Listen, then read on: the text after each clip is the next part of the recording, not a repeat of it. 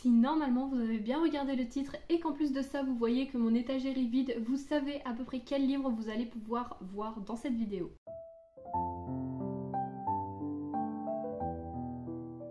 Salut, j'espère que vous allez bien. Je suis ravie aujourd'hui de vous retrouver pour une vidéo où je vais vous présenter toutes mes réécritures de contes que j'ai lues. Il y en a quelques-unes dans ma pile à lire, je vais pas vraiment vous les mentionner, mais vous allez voir certaines, je vais vous en parler très rapidement pour une certaine raison. En tout cas, vous allez voir que j'en ai plein dans une même collection. Je pense que vous savez un petit peu de laquelle je veux vous parler. Et après, j'en ai quelques autres. On va tout de suite commencer avec cette collection faramineuse qui me prend une place phénoménale, mais que j'aime tout autant et que je vais continuer d'acheter au fur et à mesure que les tomes sortent. Je vous ai d'ailleurs parlé d'un de ces tomes la semaine dernière, justement, dans ma vidéo de ma pile à lire de l'hiver, puisqu'il me reste encore une réécriture de cette collection que je n'ai pas lue, et donc j'ai décidé de la placer dans ma pile à lire d'hiver, et je vais vous présenter ici toutes les autres que j'ai pu lire. L'ordre dans lequel je vais vous les présenter, ce n'est pas du tout un ordre de préférence, c'est tout simplement je les ai prises dans ma bibliothèque et je les ai posées. Je vais rapidement quand même vous glisser 2-3 mots à propos de chaque tome pour vous dire un petit peu si j'ai aimé, si j'ai moins bien aimé, si c'est vraiment un coup de cœur ou pas. Donc on va tout de suite commencer avec Un joyeux anniversaire de Liz Braswell, un joyeux non-anniversaire pardon, de Liz Braswell. Donc c'est tout ce que je vais vous présenter pour le moment sont publiés aux éditions Hachette Heroes, vous allez le voir, c'est la même catégorie de couverture. Et donc ici c'est Et si Alice était très en retard pour sauver le pays des merveilles. Celui-ci c'est un tome que j'ai pas trop aimé, c'est un de ceux que j'ai le moins aimé et pour cause, la méchante reine. On nous parle vraiment, enfin on la voit vraiment même en couverture, pourtant, enfin on voit tous les méchants en couverture à peu près dans tous les tomes. Et ici on s'attend vraiment à voir la méchante reine à un moment, enfin voilà qu'il va vraiment y avoir une confrontation entre Alice et la méchante reine. Et sur ce roman qui est quand même assez épais, il fait 500 pages, on doit l'avoir 2 pages, sans vous mentir 2 pages la méchante reine. Donc moi j'ai été un peu déçue par celui-ci, ce n'est pas mon préféré mais c'était tout de même une lecture que j'ai bien aimée. On enchaîne avec Un jour ma princesse viendra, ici écrit par Jen Kalonita. Là on est sur le conte de Blanche-Neige, c'est Et si la méchante reine avait empoisonné le prince. Celui-ci, je ne m'attendais pas à grand chose étant donné que Blanche-Neige n'est pas du tout un Disney auquel j'ai beaucoup d'attaches. Et pourtant j'ai adoré, il fait partie de mes meilleures réécritures de contes de cette collection que j'ai pu lire, j'ai vraiment beaucoup aimé. J'hésite à vous faire un classement du plus aimé au moins aimé ou dans l'autre sens, mais n'hésitez pas à me dire si jamais ça peut vous intéresser. En tout cas, je peux peut-être faire ça, ça va être compliqué de les classer, mais je pourrais peut-être faire ça. On enchaîne avec Tout droit jusqu'au matin, écrit par Liz Braswell. Ici c'est donc sur le Disney de Peter Pan, c'est Et si Wendy s'était rendue au pays imaginaire avec le capitaine Crochet. Alors là j'ai bien aimé, mais il faut savoir qu'on retrouve vraiment le personnage de Peter Pan qui est imbuvable, qui est imbu de lui-même. Vraiment je ne l'ai pas supporté encore une fois ici, parce que dans le Disney je ne l'apprécie pas non plus. Mais voilà, c'est pas un Disney auquel j'ai beaucoup d'attaches. Là j'ai bien aimé, mais pareil j'ai pas eu non plus énormément de grosses surprises où je me suis dit c'est génial et tout. Je me dis oui, c'était sympa à lire, mais sans trop de plus pour moi. Le premier que j'ai pu avoir en version collector, il s'agit de Au bout du rêve. Donc ici, on y suit celui de La princesse et la grenouille. C'est écrit par Farah Rochon, donc c'est une nouvelle autrice, je crois, qui a fait son entrée parce qu'elle n'a pas écrit d'autres. On a souvent Liz Braswell, Jen Kalonita ou une troisième, mais je ne me souviens plus comme ça. Et là, on a Farah Rochon en plus. Donc voilà, les livres sont absolument magnifiques. Et ici c'est Et si Tiana avait conclu un pacte avec le maître des ombres. Alors j'ai beaucoup aimé, franchement j'ai beaucoup aimé celui-ci, mais avec le recul j'en ai quand même des souvenirs, mais ce n'est pas, enfin il ne fait pas partie de mes préférés au niveau des Twisted Tales, n'empêche que j'ai quand même passé un très bon moment de lecture avec celui-ci. Comme ça si jamais vous voulez vous mettre à jour dans cette collection et vous savez pas si vous avez tous les tomes, là au moins je vous les passe tous en revue, parce que je les ai tous. Ensuite un qui m'a vraiment retourné le cerveau, c'est Histoire éternelle de Liz Braswell. Et donc là c'est Et si la mère de Belle avait maudit la bête, donc bien entendu La Belle et la Bête. Et enfin je vais pas vous dire dans quoi on part, mais franchement c'est pour moi un des plus durs à lire dans le sens où autant les autres je pense que même en étant plus jeune on peut vraiment les lire. Celui-ci il faut quand même être averti de ce qu'on va y retrouver et il est quand même plus dur à lire. Mais j'ai adoré, moi j'ai adoré dans quoi on partait, franchement je me suis éclatée pour celui-ci. Un que j'avais beaucoup aimé sur le coup, mais maintenant je me dis en fait j'en ai quasiment plus aucun souvenir. Je sais que je l'ai lu, je me souviens de certains passages, mais je ne me souviens plus énormément de choses. Ah si, je sais à peu près, enfin je me souviens, mais ça m'a pas marqué, on va dire, l'histoire en elle-même. C'est Où est la vraie vie, donc là c'est encore une fois écrit par Alice Braswell et c'est donc de Réponse, c'est le conte Réponse. Et si la mère de Réponse avait bu la potion de la mauvaise fleur, et donc que Réponse n'aurait pas le pouvoir de guérir mais celui de tuer. Donc voilà, et comme je vous dis, pour le coup j'ai plus vraiment de grands souvenirs. Je sais que j'ai bien aimé, mais j'ai plus de souvenirs marquants par rapport à celui-ci. Ensuite, le premier, je crois, que j'ai pu découvrir, c'est Ce rêve bleu, donc sur Aladdin. C'est écrit par Alice Braswell et c'est Et si Aladdin n'avait jamais trouvé la lampe magique et que donc c'était Jafar qui lui avait pris et que Jafar était devenu le sultan. Pour le coup, celui-ci, il n'est pas vraiment apprécié. J'avais vu qu'il n'avait pas forcément des bons avis, que les gens ne préféraient pas celui-ci. Est-ce que c'est parce que c'est le premier que j'avais lu et donc que j'avais beaucoup aimé cette entrée en matière des réécritures Disney, parce que c'était aussi une des premières réécritures que je lisais? Je ne sais pas, mais pour le coup, moi j'avais beaucoup aimé quand même celui-ci, donc voilà, je le garde.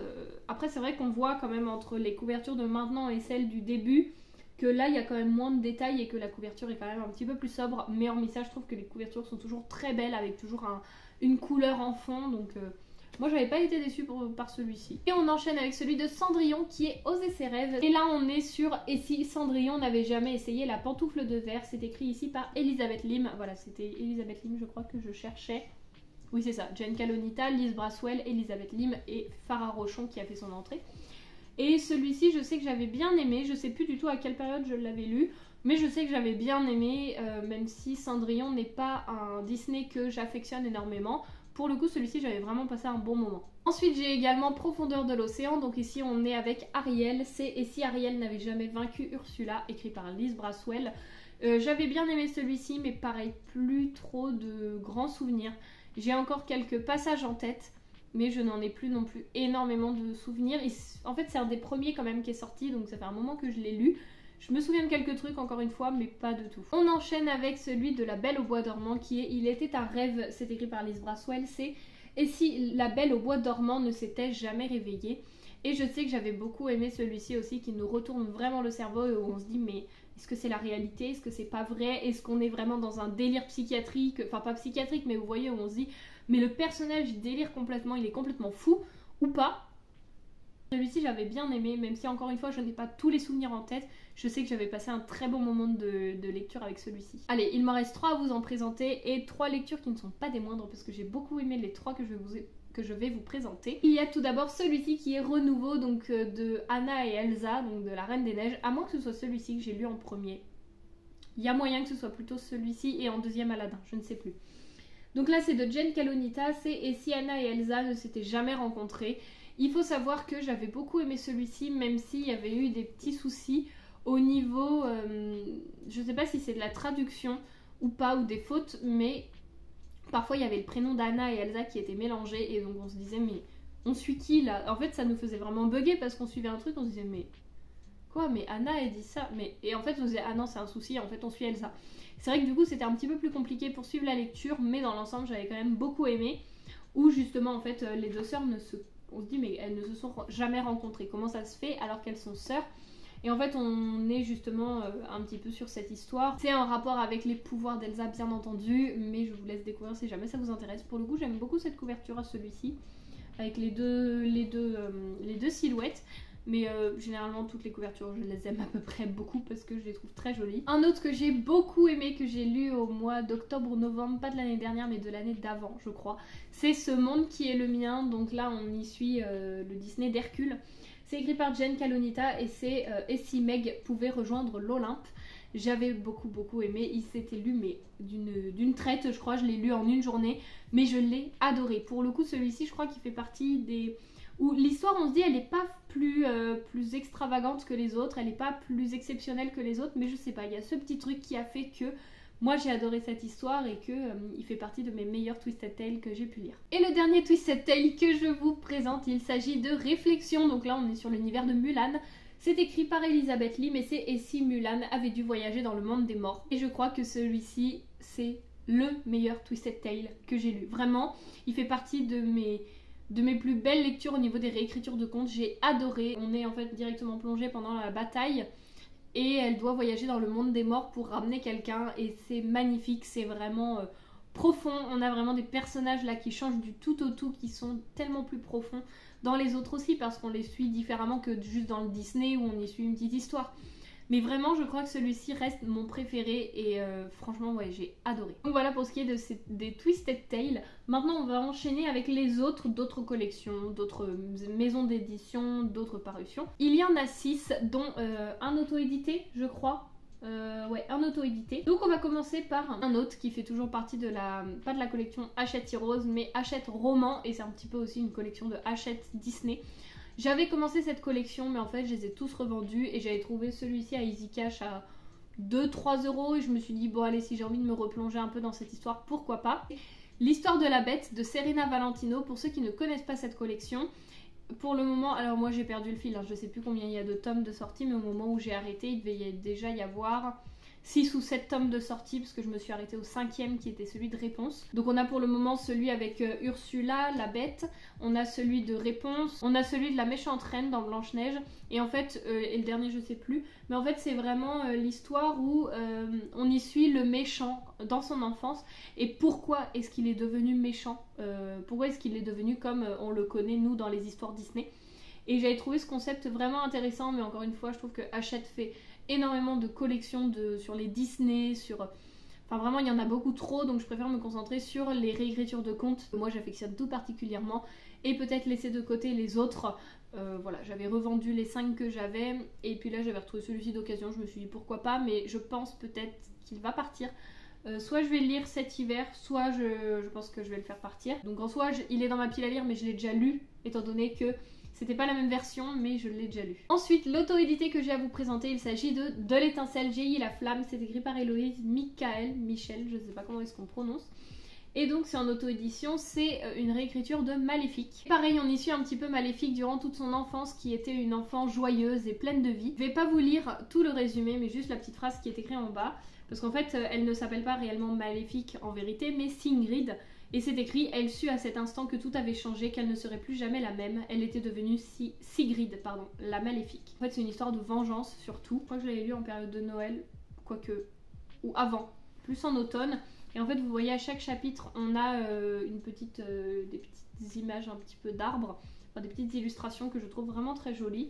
J'avais beaucoup aimé celui-ci, franchement, j'avais vraiment adoré. Puis en plus, il est en auto-édition, alors encore mieux pour soutenir des petits auteurs.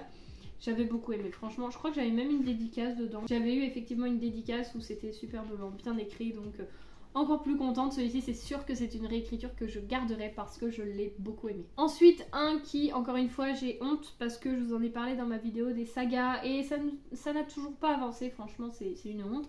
C'est Un sorcier noir et éternel, c'est publié par Brigitte Kemmerer et donc là, c'est une réécriture de La Belle et la Bête en 3 tomes. J'ai lu que le premier parce qu'en fait j'ai le tome 2 et le tome 3 en version anglaise, en version originale pardon, dans ma pile à lire, mais je n'arrive pas à me tenter à les lire et puis en fait plus le temps passe, moins j'ai de souvenirs précis de cette saga, donc je me dis je vais rattraper le truc, je vais être complètement à l'ouest, je vais pas m'en souvenir, donc pareil, est-ce que je vais garder les 2 autres tomes, est-ce qu'ils vont partir de ma pile à lire? Je ne sais pas trop, mais en tout cas, le tome 1, j'avais beaucoup aimé. Donc bon, à voir si je garde le tome 1, si je garde les 3, si je ne garde rien. Je ne sais pas pour le moment. Mais pourtant, c'est une très bonne saga, mais encore une fois, c'est juste que je la laisse traîner, donc j'en ai de moins en moins de souvenirs au fur et à mesure et c'est assez dommage. Ensuite, une réécriture de contes qui mélange 2 ou 3 contes, je crois. C'est Les Dragons de l'Impératrice, écrit par Alice Sola, publié aux éditions Magic Mirror. Il faut savoir que Magic Mirror, c'est une maison d'édition spécialisée en réécriture de contes. Je me dis qu'il faut que je m'y penche à chaque fois un petit peu plus, mais je ne le fais pas parce que j'ai tellement de livres à lire dans ma pile à lire que si en plus je me donne envie d'en lire d'autres, je vais jamais m'en sortir. On est voilà, dans un conte qui mélange les légendes de Turando. Alors moi je ne connaissais pas Turando, je ne connais toujours pas. Et Mulan. Et en fait moi j'ai adoré, c'était hyper riche, hyper intéressant, hyper immersif et je crois qu'on y suit 2 points de vue alternatifs au fur et à mesure des chapitres qui par la suite vont bien entendu se rejoindre.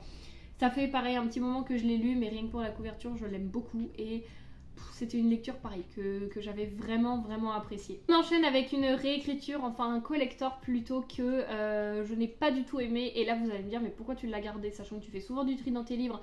Enfin, pourquoi tu l'as encore avec toi alors que tu ne l'as pas aimé, tout simplement pour... Non pas la beauté du livre qui certes est très jolie, mais parce que ça peut m'inspirer parfois pour mes photos, pour mes livres, enfin pour mes photos Instagram par rapport aux livres et aux avis lecture. C'est tout simplement Poison, Charme et Beauté, donc c'est écrit par Sarah Pinborough.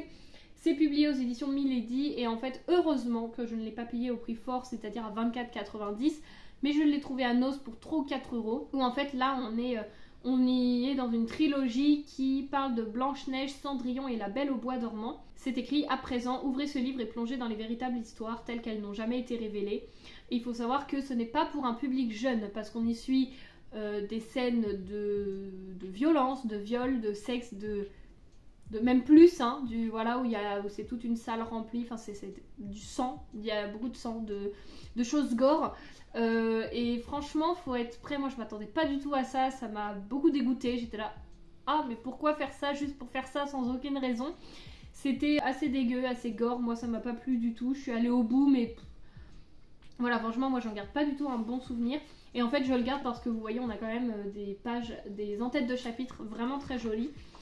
Pour certaines, enfin, vous voyez, à chaque fois, on a des choses qui sont assez jolies. Donc, moi, je le garde pour faire des photos.